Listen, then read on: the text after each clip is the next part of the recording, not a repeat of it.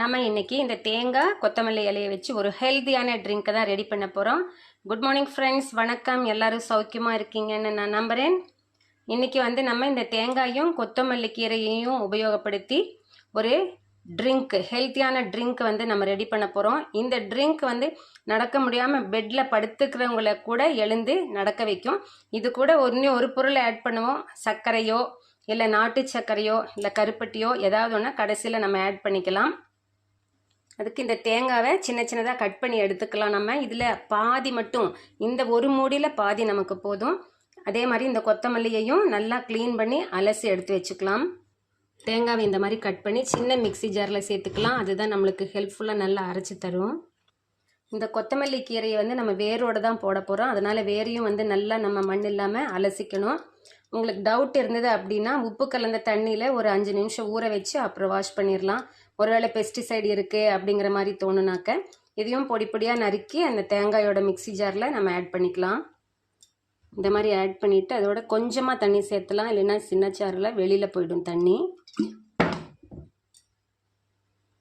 இந்த மாதிரி நம்ம அரைச்சி எடுத்துக்கணும். இந்த கொத்தமல்லி இலையில் பார்த்தீங்கன்னா குவெர்சிட்டின், ட்ரைடர்பெனின் அப்படிங்கிற அந்த ஃபைட்டோ ஆல்கலாய்டெல்லாம் ஆன்டி ஆக்சிடென்ட்ஸ் இருக்கிறனால நம்மளுக்கு ஒரு நல்ல ஆன்டி ஏஜிங் எஃபெக்டை இது கொடுக்கும். போன் ஹெல்த், ஸ்கின் ஹெல்த் எல்லாத்துக்குமே எஃபெக்டிவான ஒரு ஃபுட்டுன்னு சொல்லலாம்.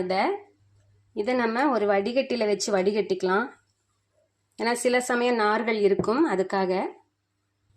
இந்த கொத்தமல்லி இலை ஒரு நல்ல இம்யூனிட்டி பூஸ்டர். அது கூட நம்ம கோகனட் தேங்காயும் நம்ம ஆட் பண்ணியிருக்கிறதுனால நம்மளுக்கு கால்சியம் அண்ட் ஃபைபர் ரிச் ஒரு ட்ரிங்க் மாதிரி இது நமக்கு கிடைக்கும். இதை நல்லா நம்ம புளிஞ்சு எடுத்து ஃபில்டர் பண்ணிக்கலாங்க ஃப்ரெண்ட்ஸ். அதில் நம்ம சர்க்கரை ஆட் பண்ணிக்கலாம். ஒரு சிலர் இது கறிவேப்பிலையும் ஆட் பண்ணிக்கலாம், இஞ்சி ஆட் பண்ணிக்கலாம். அவங்களுக்கு என்னென்ன பொருள் அவங்கக்கிட்ட இருக்கோ இல்லை அவங்களால குடிக்க முடிகிற மாதிரி அதை செய்துக்கலாம். இப்போ பார்த்தீங்க அப்படின்னா ஒரு சிலர் அசிடிட்டி இருக்குது, ரிஃப்ளெக்ஸ் இருக்குது அப்படி சொல்லுவாங்க பார்த்தீங்களா. அவங்களுக்கு எல்லாமே இது ஒரு சூதிங் எஃபெக்டை கொடுக்கும். இதில் இப்போ நம்ம சர்க்கரை ஆட் பண்ணிட்டோம் அப்படின்னா நம்மளுக்கு ட்ரிங்க் ரெடி ஃப்ரெண்ட்ஸ். இப்போ நம்ம இந்த சர்க்கரை புழிஞ்சு வச்சுருக்கிறத நம்ம ட்ரை பண்ணி பாடி ஸ்க்ரப்பாக யூஸ் பண்ணலாம். இல்லை ஃபுட்டில் சேர்த்தணும் அப்படின்னா அடமாவில் சேர்த்து செய்யும்போது அதில் ஃபைபர் கண்டென்ட் இன்க்ரீஸ் பண்ணி கொடுக்கும். அப்போ கான்ஸ்டிபேஷனை கொஞ்சம் ரிலீஃப் பண்ணி கொடுக்கும். நல்ல ஒரு ஃபைபர் ரிச் கண்டென்ட் அதில் ஆட் ஆகும் நம்மளுக்கு. ஃப்ரெண்ட்ஸ், இந்த ட்ரிங்க்கை நீங்கள் ப்ரிப்பேர் பண்ணி சாப்பிட்டுட்டு எனக்கு ஃபீட்பேக் கொடுங்க. உண்மையிலே இது ஒரு மல்டி விட்டமின் நிறைந்த இயற்கையான ஒரு ட்ரிங்க்.